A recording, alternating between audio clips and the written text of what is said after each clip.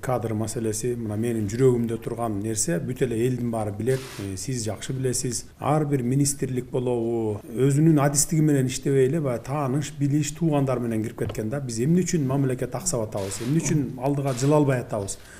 Бул адистиги менен иштебеген үчүн ар бир министрликте. Такыр башка адистер башка министрликте иштейт да, мисалы ошого. Мына кечээ күнү комиссия түзүлдү. Бир 2,5-3 айдын ичинде ар бир министрликке ошол өзүнүн адистиги менен өмүр бою ошол министрликте иштеген адистерди кары жашы дебей бир комиссия түзгөнгө даярдай бериңиздер. Пока эми баягы жаңы конституция кабыл алынып, жаңы реформалар башталгыча чейин силер сүйлөшүүлөрдү жүргүзүп, тандап ошолорду ушундай бир алдын ала чараларды көрө беришиңиздер керек. Эмне үчүн дегенде, мына бүгүн кадровый службаны өзүңүз айттыңыз, ар ким эле мындай жөнөкөй специалистке чейин эле кое бериптир депчи.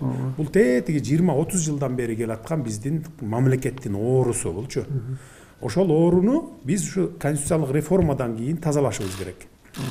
Кандай тазалайбыз аны? Ар бир министрлик жаңы түзүлөт да, жаңы министрлик, жаңы конституция боюнча, жаңы мыйзамдар боюнча жаңы структура түзүлөт бизде. Министр өзү катышып, бирок министрдин тегерегинде 10 чакты баягы көз карандысыз комиссиялар болсун. Ошол тармак боюнча. Анан жабык эшик артында эмес, мындай ачык залда отуруп, анан азыр эми технология жол берет.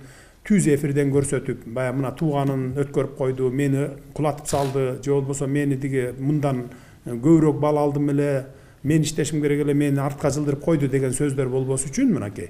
Бүгүн ошондой сөздөр болуп атпайбы? Мисалы бүгүн каяка кадрды жөнөтпөсөң, мисалы айтат жетекчиликте коррупцияны токтотпой дагы деле мурунку система менен уланып кетип атат дейт. Суранат ошол коллектив. Баланчаны коюп бер, зам болуп иштеп турган ошол жерде, же болбосо башка тармакта жүрүп, ошол адистиги менен ошол министрликке жиберсең, бүгүн чатак чыгарып атпайбы мына. Теле бул жарабайт деп чыгат экен жарымы. Жарымы болсо мурункуну кетирбейбиз деп чыгып атат. Мына ушундай бүгүн да уланып атат. Мына бүгүн азыр Север Электрода ошондой болуп атат деген бир маалымат келди маган. Ушуларды көрүп туруп, мен ойлоп кеттим да, Кыргызстанда таза кадр, таза адам калганбы өзү деп, калбай калган го деп ойлоп кетип атам да. Ошон үчүн мына ушундай жаңыланууларга, ушундай конституциялык реформага барып, анан тазаланып, бир сыйра тазаланып алуу жолуна баратабыз да.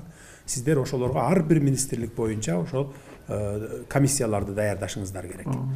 Только ушул жол менен гана тазалоо жолу калыптыр. Башка жолу калбаптыр. Мисалы азыр бирөөнү, дагы бирөөнү кызматтан алсаң, анын туугандары чыгат, же тарапташтары чыгат, буган тийбе, сен туура эмес алдың деп. Же болбосо бирөөнү жаңы алып барсаң, муну эмне алып келдиң, бул ичкич жеги ич дейт.